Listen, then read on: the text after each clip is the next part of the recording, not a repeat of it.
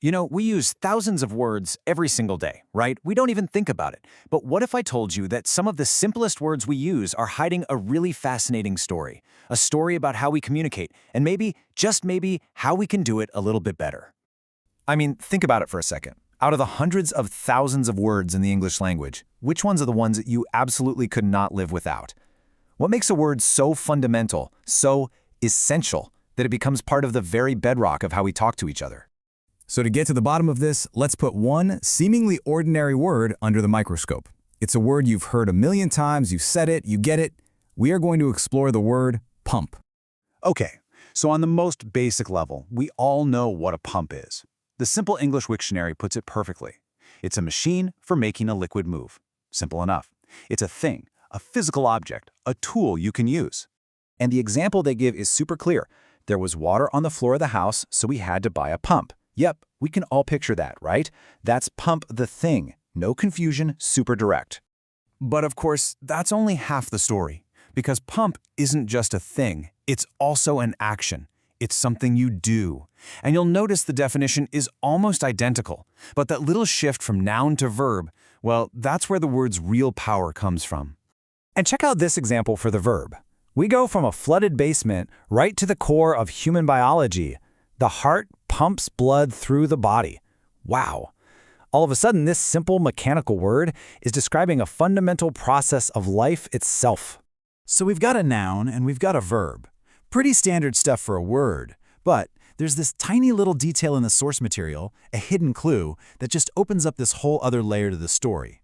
It tells us why pump is way more important than it looks. There it was, right at the top of the page, this little note with an asterisk next to it, just sitting there. Some pump is on the basic English 850 list. And that one little sentence tells us something much, much bigger is going on here. Which, of course, leads to the big question. The basic English 850 list? What in the world is that? Sounds kind of like some exclusive club for words, doesn't it? Well, in a way, it is. And that number, 850, that's the key. It's not just some random number. It actually represents this really radical and fascinating idea about language itself. See, this list is the entire foundation of a system called Basic English. And it was this incredible attempt to boil down the entire English language to its absolute most powerful essence. Now, Basic English isn't just easy English. No, it's a carefully constructed system. It was designed way back in the 1930s with this huge goal to create a tool for clear, direct international communication. The idea was that anyone could learn these 850 words and express even really complex thoughts. Even Winston Churchill was a fan. He saw its potential as a global language. Okay, so this brings us right back to our humble word. Out of the hundreds of thousands of words to pick from, why did pump make the cut?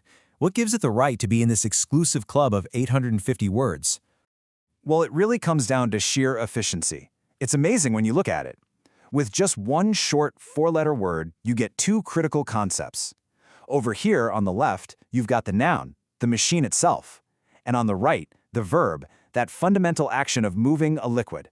It's like a two-for-one deal for language. And this is really the genius behind the whole list. A word on this list has to pull its weight. It has to represent a core concept. It has to be incredibly versatile, just like pump. It helps if it's easy to say, like pump. But most importantly, it's really hard to replace. I mean, try it. How would you describe what a pump does with other simple words?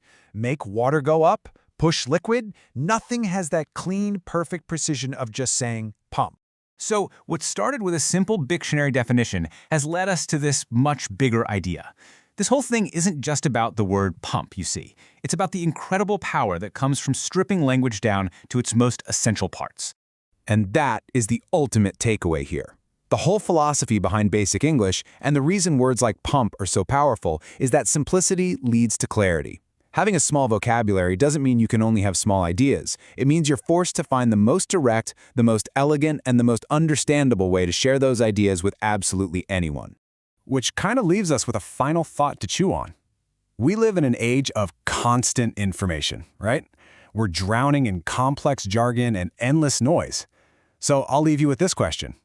In a world like ours, could an idea like Basic English, a return to a simpler, more essential way of speaking, actually be part of the answer? It's something to think about.